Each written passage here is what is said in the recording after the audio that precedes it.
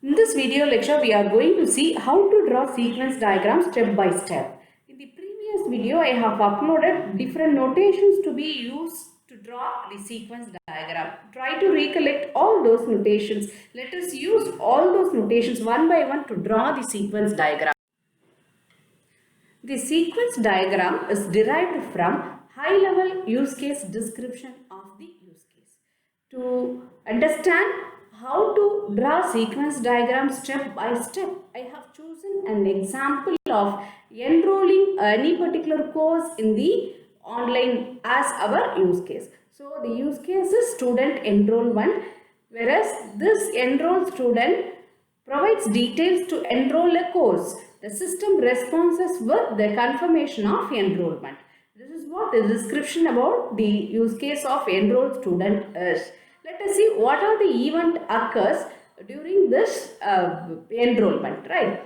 So here the actor is a student. Try to recollect what is actor. Actor is nothing but a person or a system which gets services from the system. Here a student is going to get services from the system, hence he is an actor. So what the student does, a student provides his personal detail to the system. The system responds with the list of available courses and the options. Now the student chooses a course. The system responds to the student with enrollment confirmation message. So this is what the event occurs in this use case, enroll student. Let us see how to draw sequence diagram for this event and also with the particular use case. The first step in drawing the sequence diagram is to find the domain class. How to find the domain class? You try to see the previously uploaded video to understand how to construct domain class. Now, the one step is to identify the nouns from the description and list those which are important for processing. Right. So, the description of the online enrollment is a new student provides detail to enroll a course. The system responds with confirmation of enrollment. In this description, let us try to find what are the noun present here. Here I have highlighted the nouns which are present in this description. Your student is the noun, a course is a noun, and also enrollment is a noun. Hence, the objects for our sequence diagram is going to be student, course and enrollment. This is how we have to find what are the object must appear in the sequence diagram. That is the first step. So you identify all the objects which are going to present in the sequence sequence diagram. These objects are going to communicate with themselves for a particular use case. The next step is to identify the control object. Normally, the control object will have full control over the objects present in the sequence diagram and also communication among them. Normally, the control object name will be same as use case name. In our chosen example, the use case name is enroll student. Hence, the control object lifeline which is given here is as enroll student. The third step is to identify the boundary object. Again, try to recollect what is a boundary object. So, it provides an interface between the user and the system, right? The user, otherwise the actor, will interact with the control object via boundary object. So, it provides an interface, right? The name of the boundary object is also same as use case name as like our control object, but except that it will end with UI, where UI represents user interface. So in our example, the use case name is enroll student. Hence the boundary object name will be enroll student UI. The fourth step in drawing sequence diagram is to identify who is an actor of the use case. Here student is the actor because he is going to get services from the system. So this particular diagram shows the lifeline symbol of actor, control object and boundary object. With this introduction, let us go into drawing sequence diagram. After identifying the objects, control object, boundary object and actor, actor, the final step is to add messages one by one in the sequence diagram.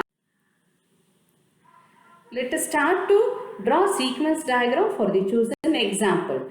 See here, the control object is enroll student, user interface is enroll student UI, which lies in between new student and the control object. As I said, the user interface will provide interface between the actor and the control object, hence it appears in the middle. Now the new student will interact with the control object via the boundary object.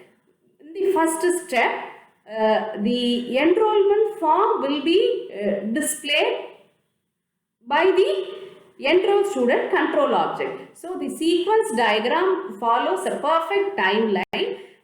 The first arrow present here, the first communication occurs here is display enroll form, which is initiated by the control object. So after displaying the enrollment form to the student, he gives his personal details. That is what represented in the insert details. So the next communication happens here in this sequence diagram is insert details.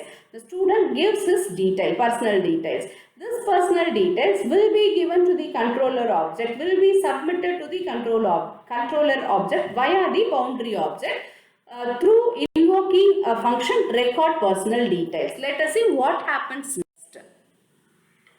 After getting record personal details from the boundary object, the control object create a new object called student. Right? It invokes the method called student, which stores the personal detail submitted to the control object. So the student method stores the details of the student in the database. Let us see what communication happens next.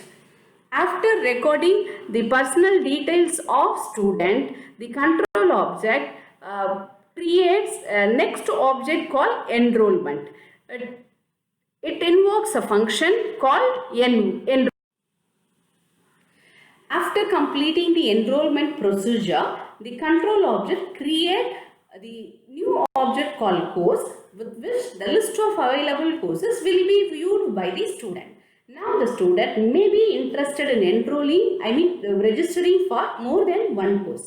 If he is willing to register more than one course, then this get course details will be executed in the loop structure. Till he wish to complete the set of courses, this loop will get continued.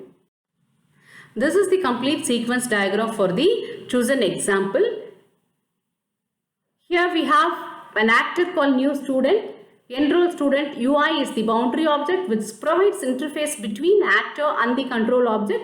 The control object which controls all the entities present in the sequence diagram. Here we have three different entities, otherwise called as objects, which are nothing but student, enrollment and course, which are created by the control object. Right. First, the control object initiates the communication by displaying the enrollment form to the student via the boundary object. After seeing the enrollment form, the student presents his details, his personal details to the control object via the boundary object. After getting the personal details, the control object create a new object called student, which is represented using the notation create. In this diagram, the solid line represents the request message, whereas the dotted line represents the response message. Right. Whoever initiates communication, that communication will be represented by the solid line symbol. The response for the particular communication will be shown via dotted line message, right? So here the new student object is created. This object invokes a function called student. This function records the student details in the database. After successfully storing the student detail, the control object again creates a new object called enrollment. Here the enrollment details will be recorded for the particular student. After enrollment is over, now the control object shows course object to the student. So here the list of available courses open for enrollment will be displayed. After seeing the list of available courses, the student will start to enroll the course one by one.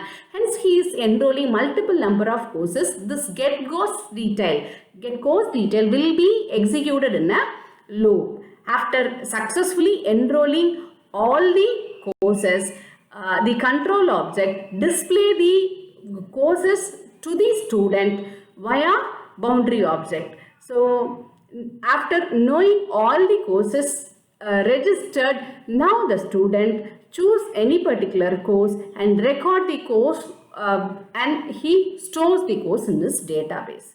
Right. This is what the complete sequence diagram chosen for our example. Here one more sequence diagram is shown for the same purpose.